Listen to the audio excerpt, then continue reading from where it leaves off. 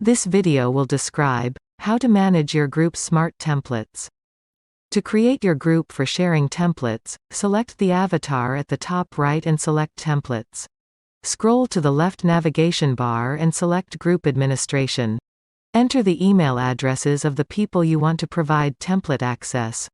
Enter tags for cohorts you want to provide access to. Separate multiple tags with a comma and a space. To assign a template, scroll to the left navigation bar and select Smart Templates. Single-click the template to share access and scroll down to the access rules. Select the email addresses and/or tags on the left to provide access to a specific template. They will display on the right.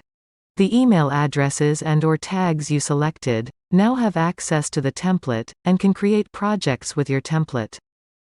To access available templates, go to the top of the dashboard and select the plus button to the right of the word Projects.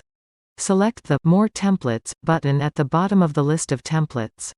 Scroll down the list on the right to find the account and template to add to your list.